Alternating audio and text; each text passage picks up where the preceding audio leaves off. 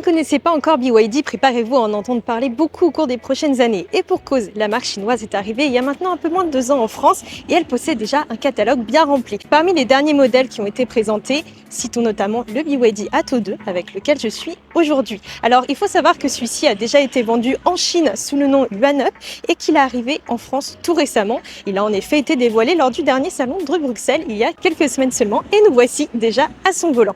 Bien sûr, comme d'habitude, je vais vous emmener sur la route avec lui, mais d'abord un petit tour au niveau du design parce qu'il y a quand même pas mal de choses à dire à son sujet. C'est parti! Un petit focus d'abord sur la face avant qui est en fait dans la lignée des derniers modèles de la marque et plus précisément de la gamme Dynasty. Alors il faut savoir qu'il y a deux principales gammes chez BYD, la gamme Océan et la gamme Dynasty. Ici c'est le cas de cet Atto 2 et en fait cette gamme se caractérise justement par ce bandeau ici. On a donc des feux à LED qui sont reliés par une bande noire avec le logo de la marque. Alors il faut savoir que BYD est en fait l'acronyme de Build Your Dream, donc construisez vos rêves en anglais. On retrouve ici des petites prises d'air qui donnent un caractère plus dynamique à la voiture, ainsi qu'un gros bouclier assez imposant d'ailleurs, qui est réalisé en plastique brut. Le nouveau BYD Atto 2 est disponible avec un seul type de jante, ce sont celles-ci qui mesurent 17 pouces. Il faut savoir que ce nouveau BYD Atto 2 rivalise avec pas mal de concurrents sur le marché, notamment la Peugeot i2008 et le nouveau Ford Puma, sans parler évidemment de la nouvelle Renault 4.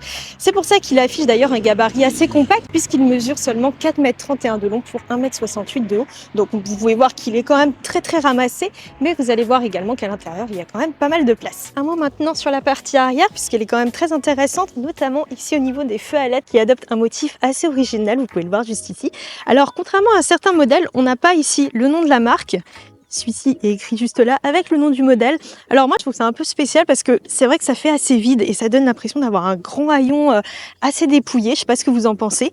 Heureusement quand même on a ce bouclier là encore qui permet d'apporter un petit peu de caractère à l'ensemble et qui contribue là encore à rendre la voiture un petit peu plus baroudeuse, même si c'est pas du tout le but premier puisqu'elle est uniquement disponible avec une version d'Euromotrice, mais on va revenir dessus juste après. Un petit détail amusant, il faut savoir que le design de cet Atto 2 mais également de tous les modèles de la gamme sont signé d'un Européen et plus précisément de Wolfgang Egger qui est le directeur du design de la marque chinoise. En plus des boucliers avant et arrière assez proéminents, on a également ici des protections carrosserie donc de chaque côté, mais également ici au niveau des passages de roues qui donnent encore un air plus baroudeur à la voiture. Je vous ai parlé de l'extérieur, maintenant évidemment je vais vous montrer l'intérieur de ce BYD Atto 2. Alors il faut savoir qu'il reprend pas mal de technologies des autres modèles de la gamme et notamment de l'Atto 3 qui est situé juste au-dessus et notamment ici cet écran tactile donc qui affiche une diagonale de 12,8 pouces maximum puisque la version d'entrée de gamme est un petit peu plus petite. Et il y a un élément qui est assez intéressant, c'est qu'en fait il est rotatif, on peut le tourner d'une simple pression du bouton. Le seul petit défaut par contre c'est qu'Apple CarPlay n'est pas pris en charge dans cette configuration, donc si on le sélectionne il va revenir automatiquement en mode horizontal. Donc je vous l'ai dit, la voiture est compatible avec Apple CarPlay et Android Auto et elle se dote également d'un assistant vocal qui se déclenche avec la commande Hi BYD. Oui. Et vous pouvez voir que ça fonctionne plutôt bien. On a également un combiné d'instrumentation numérique de 8,8 pouces qui affiche toutes les informations importantes à la conduite. On a notamment la vitesse, mais également l'autonomie et aussi la consommation instantanée. On a donc toutes les informations, c'est assez clair, assez bien pensé. Globalement d'ailleurs, les graphismes de l'écran tactile sont également très bons. On a une bonne réactivité également. Ce que je reproche en revanche, c'est l'ergonomie, parce que vous pouvez le voir, on n'a absolument aucun bouton physique dans ce poste de conduite, hormis ici les commandes sur le volant qui sont d'ailleurs très bien et très pratique puisque ce sont des vrais boutons et pas des touches tactiles. Le problème c'est que du coup dans l'écran tactile on a des raccourcis ici pour la climatisation, en revanche on n'a aucun raccourci pour accéder aux principales fonctionnalités. Donc si on a besoin d'aller quelque part il faut toujours retourner au menu principal et c'est assez compliqué parce que par exemple si on est dans les réglages de la climatisation mais qu'on veut regarder par exemple la navigation sur CarPlay, il faut revenir au menu principal pour après sélectionner CarPlay. Donc ça demande beaucoup de mouvements, donc ça demande aussi de quitter la route des yeux, donc forcément c'est pas idéal pour la sécurité. À part ça, moi je trouve que le poste de conduite est quand même bien pensé. On a ici une belle console centrale très haute, donc très facile d'accès, avec ici un chargeur pour smartphone à induction de 15 watts. On a la commande de boîte qui se situe à ce niveau-là et qui a d'ailleurs un dessin assez original et plutôt sympa. On a deux porte-gobelets, vous pouvez le voir, on peut mettre une petite bouteille d'eau. Et on a également ici un accoudoir très profond, donc on peut encore ranger des affaires. Juste en dessous, on a un rangement supplémentaire avec 2 ports USB, donc un port USB-A et un port USB-C, mais également un chargeur allume-cigare. Donc là encore, on peut mettre son smartphone ou sa tablette, etc. Et je trouve que globalement, donc ce poste de conduite est plutôt convaincant. On a des matériaux qui sont de bonne facture, on a une belle qualité perçue. On a des plastiques qui sont légèrement moussés et on a ici un revêtement qui nous fait penser à de l'Alcantara. On a, vous pouvez le voir ici, quelques plastiques durs, mais pour moi c'est pas du tout un problème parce qu'il faut quand même se rappeler que c'est un véhicule qui se veut quand même abordable. Au niveau des sièges, alors ceux-ci sont très confortables, on a, vous pouvez le voir, un bon maintien, ils sont recouverts d'une sellerie en cuir vegan, on n'a aucun cuir animal sur cette voiture et dans le reste de la gamme BYD. Ils sont à réglage électrique, donc ça c'est un très bon point. Le seul truc que je reproche, moi, c'est que j'aurais aimé avoir un système juste qui permet de sauvegarder sa position, puisque c'est une voiture en fait qui pourrait servir de seule voiture de la famille, et en fait ce serait très pratique de ne pas avoir forcément à régler manuellement le siège à chaque fois. Voilà, c'est quelque chose qui pourra peut-être être ajouté un petit peu plus tard, peut-être même via une mise à jour directement dans l'écran comme certains modèles, et notamment chez Tesla, donc c'est quelque chose qui pourrait être envisagé du côté de la marque. En tout cas ici ce poste de conduite il est classique, il est convaincant, mais il reste quand même assez conventionnel. On n'a pas d'originalité spécifique, on n'a pas de décor un petit peu originaux, quoi que ce soit, mais l'ensemble est plutôt bien fait, et en fait c'est une voiture qu'on va surtout acheter pour le côté pragmatique plus que pour la passion. Et en fait, elle remplit totalement son job à ce niveau-là. On a également une boîte à gants qui a une contenance quand même assez raisonnable, donc on peut mettre ici pas mal d'affaires. Je vous l'ai dit, donc cette voiture a vocation à être le seul véhicule de la famille, donc forcément, il faut également pouvoir transporter les enfants. Ici, c'est possible. Alors, on a un empattement de 2,62 m qui est légèrement supérieur à celui de la Peugeot i2008, donc vous pouvez le voir que c'est quand même assez correct. Ici, comme vous pouvez le voir, j'ai réglé le siège à ma taille, donc je fais à peu près 1,60 m, comme je vous l'ai dit, et on peut donc voir que les passagers à l'arrière sont plutôt bien installés, bon, sous réserve qu'ils ne soient pas forcément trop grands, mais on a quand même pas mal de marge. On a une garde au toit qui est assez haute, puisqu'on l'a vu à l'extérieur, la ligne de toit est quand même assez droite. On n'est pas ici sur un SUV coupé, donc ce qui profite à l'habitabilité générale. On a ici des petites pochettes, donc on en a 2 juste là et une plus grande, donc de chaque côté, qui permettent là encore de ranger pas mal d'affaires. Évidemment, on n'a pas de tunnel de transmission puisqu'on est sur une voiture électrique. On a donc une place centrale qui est relativement confortable, même si évidemment, comme d'habitude, les places extérieures sont quand même beaucoup plus sympas. Et on a également ici un grand rangement où on peut poser un téléphone, et on a là encore 2 ports USB, donc USB-A et USB-C, donc qui permettent de recharger tous les types d'appareils et de pas avoir forcément besoin d'adaptateurs. On a également ici une plage arrière qui est très accessible et très dégagée, donc on peut poser des affaires, notamment lors des départs en vacances, qui est très pratique également. Attention quand même à bien les fixer pour des questions de sécurité. Et enfin, on a de tout petits bacs de portière. Alors c'est dommage, j'aurais aimé avoir quelque chose d'un peu plus grand pour là encore rendre la voiture un peu plus polyvalente, mais on peut quand même y mettre une petite bouteille d'eau ou là encore des appareils électroniques si on en a besoin. Pour confirmer une fois encore ses ambitions familiales, le BYD Atto 2, on peut le voir, se dote d'un tapis en plastique dur qu'on peut retirer très facilement et qu'on peut du coup laver au jet d'eau. On peut voir également que le SUV est équipé d'un grand toit panoramique.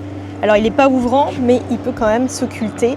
Alors il suffit tout simplement d'appuyer sur un petit bouton au niveau du plafond. Le SUV est équipé d'un coffre de 400 litres, ce qui est assez raisonnable je trouve, surtout qu'on a ici un espace de rangement supplémentaire. Le seul défaut, c'est que malheureusement il n'a pas le droit à un frunk à l'avant puisqu'on retrouve le moteur électrique. Comme promis, je vous emmène maintenant au volant du BYD Atto 2. Donc pour rappel, il s'agit du modèle le plus petit de la gamme qui est situé juste en dessous le BYD Atto 3, qui avait quant à lui été présenté pour la première fois en France lors du mondial de 2022. Aujourd'hui, donc, focus sur le petit Atto 2, donc, qui est disponible pour le moment en une seule version. Donc celle-ci revendique une puissance de 173 chevaux pour un couple de 290 Nm. Le 0 à 100 est réalisé en 7,9 secondes et la vitesse maximale est quant à elle limitée à 160 km/h, notamment pour préserver l'autonomie qui est annoncée à 315 km selon le cycle WLTP. Alors bien sûr, il faut toujours rappeler que celle-ci varie selon plusieurs facteurs, notamment la température extérieure. Donc ici, c'est une belle journée, il fait à peu près 16 degrés, donc on devrait avoir une consommation qui reste assez raisonnable quand même.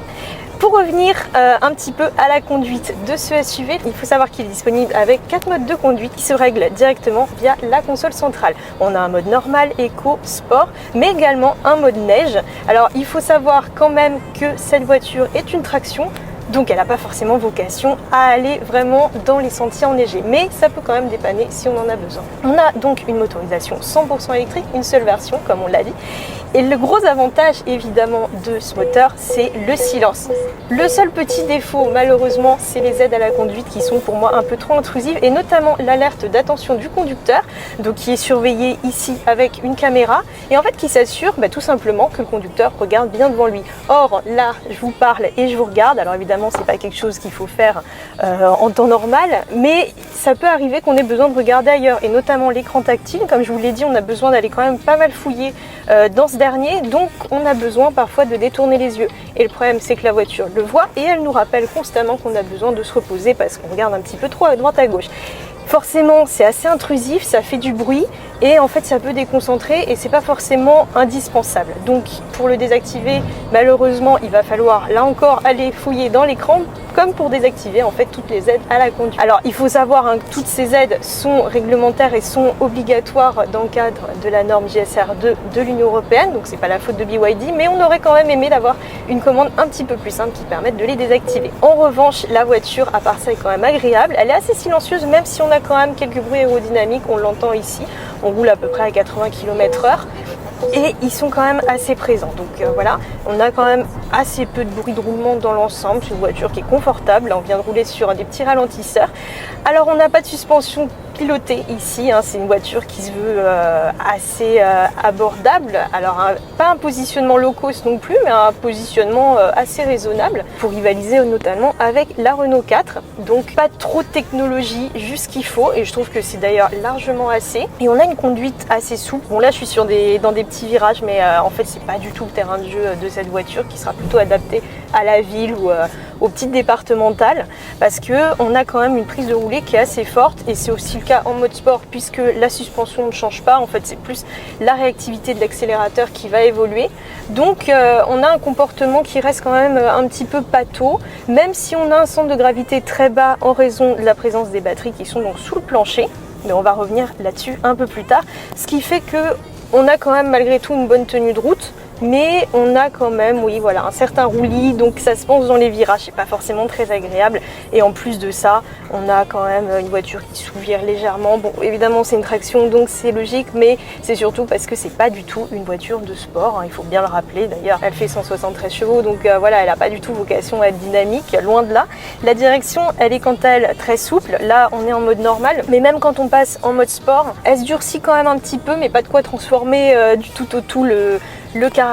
C'est une voiture par contre qui sera idéale pour la ville, comme c'est par exemple le cas également de la 2008, mais également du nouveau Puma Gen I que nous avons eu l'occasion de découvrir un petit peu plus tôt et qui est l'un des principaux concurrents de ce BYD Atto 2. Là on va repasser en mode normal, qui pour moi est le mode le plus adapté. Le mode éco hybride quant à lui un petit peu les performances là encore pour améliorer l'autonomie. On a également deux modes de régénération au freinage qui se règlent là encore sur la console centrale et qui permettent là encore de pouvoir gagner quelques kilomètres. Alors pas de miracle bien sûr, mais c'est quand même assez utile et ça permet aussi de moins solliciter les freins mécaniques, notamment dans les embouteillages. Donc ça c'est quand même très très pratique et c'est quelque chose qu'on retrouve sur de nombreux véhicules électriques aujourd'hui. Je vous l'ai dit, la suspension elle est confortable. Là on va le voir parce qu'on va passer sur des pavés et ça fait plutôt le job. Alors évidemment vous ne le voyez pas à l'image, mais on n'est pas ballotté dans tous les sens et surtout on a pas mal au dos. Donc ça c'est important pour une voiture qui se veut polyvalente. Ce qui est agréable avec cette voiture, et comme avec toutes les voitures électriques d'ailleurs, c'est qu'on a un couple délivré instantanément. Donc dès qu'on appuie sur l'accélérateur, tout le couple arrive. Pas du tout de notion de performance, mais ça peut quand même être utile. Par exemple si on a besoin de déboîter, de doubler rapidement et tout de suite se remettre, on a toute la puissance nécessaire. Donc ça c'est très très bien aussi et c'est surtout très rassurant. Au niveau du freinage, celui-ci est plutôt correct. En fait, c'est une voiture qui est correcte, qui est bonne partout. On a une consommation qui est assez raisonnable, on est aux alentours des 15 kWh au 100 km, donc ce qui est plutôt correct pour une voiture électrique. Il faut savoir que le véhicule est compatible avec la charge en courant continu à une puissance néanmoins limitée à 65 kW. Donc c'est pas énorme, mais ça permet quand même de pouvoir se recharger quand même partout. Et ça reste correct quand même. Donc on peut se recharger quand même assez rapidement puisque le 10 à 80% est réalisé en environ 37 minutes. C'est pas le meilleur du marché, loin de là, mais voilà, ça fait là encore le job, même si certains concurrents font quand même mieux à ce niveau-là. C'est une voiture qui a un bon feeling, qui est assez agréable. Certes, il n'y a pas du tout de notion de plaisir de conduire à son volant, même si elle n'est pas ennuyeuse, mais c'est pas une voiture qui est passionnante comme on pourrait par exemple avoir chez Yangwang, qui est la division très haut de gamme de BYD, qui propose par exemple la supercar Yangwang U9, qui est une hypercar qui fait plus de 1500 chevaux, et là c'est encore un autre niveau, donc elle est 100% électrique et j'espère un jour avoir la chance de pouvoir l'essayer. J'avais eu la chance de la découvrir lors d'un précédent voyage en Chine avec BYD justement en 2024, et j'espère un jour pouvoir la tester pour vraiment vous montrer que l'électrique, il y a tout un spectre avec des voitures comme le BYD Atto 2 qui sont vraiment destinées à la conduite de tous les jours et des voitures au contraire ultra sportives, et entre les deux on a des modèles assez dynamiques comme l'Alpine A290 que vous pourrez trouver également sur ma chaîne YouTube. Mais revenons un petit peu à cet Atto 2 puisque c'est la star de notre essai. On est sur des petites routes un peu de campagne où ils sont très à l'aise, là encore parce qu'on a un vrai confort. On a toutes les commandes, comme je vous l'ai dit, qui tombent sous la main, et on a des sièges qui sont également très confortables. Ce qui est un peu dommage, c'est que, mais ça c'est vraiment un détail et c'est quelque chose qui variera vraiment d'un conducteur à l'autre, mais c'est qu'on ne peut pas régler les lombaires. Moi je sais que c'est quelque chose sur lequel je suis très regardante. Là on va accélérer un peu maintenant, on va passer en mode sport, même si je vous l'ai dit ça change pas grand chose, mais je voulais voir un petit peu ce que ça donne, au-delà de la prise de roulis qui est certes assez importante, mais on a une bonne accélération, une bonne réactivité, donc ça c'est très sympa aussi. On sent quand même qu'elle est bien rivée au sol, mais c'est vrai qu'on va éviter quand même de rouler trop vite dans les virages. La direction, j'aurais peut-être aimé qu'elle soit quand même un peu plus informative en mode sport, parce que là elle est quand même assez molle, elle change pas beaucoup par rapport au mode normal, donc c'est un peu dommage parce que c'est quelque chose qui aurait pu être amélioré à ce niveau-là. Mais par contre, ce que je vois, c'est que la consommation, elle augmente pas trop. Donc même en conduite un peu plus dynamique. Là, sur les petites routes et sur le trajet que je viens de faire, là, je suis à 13,3 kWh au 100 km. Donc c'est assez correct. Même si l'autonomie n'est pas très grande, elle est annoncée à 315 km selon le cycle WLTP. Donc ça peut faire peur à certains automobilistes, notamment ceux qui ont besoin de cette voiture comme du seul véhicule de la famille et qui pourraient être amenés à faire des longs trajets. Mais en fait, je trouve que l'autonomie baisse pas tant que ça. Donc ça va. Et surtout, il faut quand même garder en tête que dans la plupart des cas, et en moyenne, on ne roule pas forcément beaucoup chaque jour. La moyenne, il me semble que ça tourne autour des 80 km par jour pour un salarié moyen. Donc c'est une voiture qui est tout à fait envisageable comme étant le seul véhicule de la famille. Donc ça c'est très bien. Surtout que, comme je vous l'ai dit, elle est affichée à un prix qui est assez raisonnable. Donc c'est une bonne manière de commencer à se lancer dans l'électrique si c'est une motorisation qui vous intéresse mais qui peut un petit peu vous faire peur, notamment à cause du prix. Donc c'est une bonne manière d'y aller tout doucement. Là pour l'instant c'est une voiture qui vient de sortir, donc niveau fiabilité je ne peux pas vous en parler évidemment pour le moment. Il faudra attendre quand même le retour des premiers clients pour savoir ce qu'elle vaut au fil du temps et si elle est capable surtout de durer de nombreuses années. En tout cas, il faut savoir que ce SUV est équipé d'une batterie Blade LFP. Donc la batterie Blade, c'est quoi? C'est une batterie à lame qui est développée par BYD. Donc c'est une exclusivité du constructeur chinois. Et en fait, c'est une technologie qui est ultra fiable. Je l'ai vu de mes propres yeux quand je suis allée à Shenzhen justement avec la marque. Et en fait qui est particulièrement réputée pour résister au test du percement. Alors le test du percement, c'est quoi? En fait, il faut savoir que quand une voiture électrique a un accident, il peut arriver que la batterie soit percée à cause du choc, etc. Et en fait, dans ce cas-là, la batterie peut tout simplement exploser. Bon, après, ça arrive très rarement parce que les batteries sont très protégées. Il y a des systèmes de sécurité pour tout déconnecter, donc ça arrive quand même très rarement. Mais avec la batterie Blade, même si elle est percée, elle n'explose pas du tout. Je l'ai vu de mes propres yeux. Je vais vous mettre une petite vidéo pour vous expliquer ça et surtout pour vous montrer ce que ça donne vraiment. Et c'est très impressionnant. Et en fait, ça rend la voiture encore plus rassurante, au-delà du fait que c'est une technologie qui est également la technologie LFP, lithium fer phosphate. Elle possède également l'avantage quand même d'être beaucoup moins cher que le NMC, ce qui permet aussi donc à la voiture d'afficher un prix assez bas sur lequel je vais revenir un petit peu plus tard. Donc moi je suis assez convaincue quand même par cette voiture. Certes, ça reste une voiture électrique, donc je sais que les détracteurs de cette motorisation diront que de toute façon c'est ennuyeux, c'est pas terrible et ça ne dégage aucune passion. C'est vrai que c'est une voiture pour tous les jours. C'est une voiture qui pourra convenir à la famille, aux nouveaux conducteurs, aux plus âgés aussi, parce qu'on a une garde au sol qui est quand même assez haute, donc on peut s'installer facilement et on est bien installé sur des sièges confortables. Et qui, bon, certes, l'écran demande un petit peu d'adaptation, mais une fois qu'on a compris comment ça marche quand même, c'est assez simple, donc c'est assez intuitif malgré tout. Donc c'est une voiture qui est adaptée à tous, pour tous les âges, pour tous les niveaux de conduite, pour tous les usages, et qui est globalement assez convaincante. J'espère que cet essai du BYD Atto 2 vous aura plu. Alors il faut savoir qu'il est d'ores et déjà disponible à la commande à partir de 28 990 €. À noter que cette version n'est pas éligible au bonus écologique puisqu'elle est fabriquée en Chine. En revanche, il faut savoir que le SUV sera bientôt produit en Europe et plus précisément en Hongrie. Dans ce cas-là, il aura normalement droit aux aides, sous réserve qu'elles existent encore à ce moment-là. You to want me for the end of time.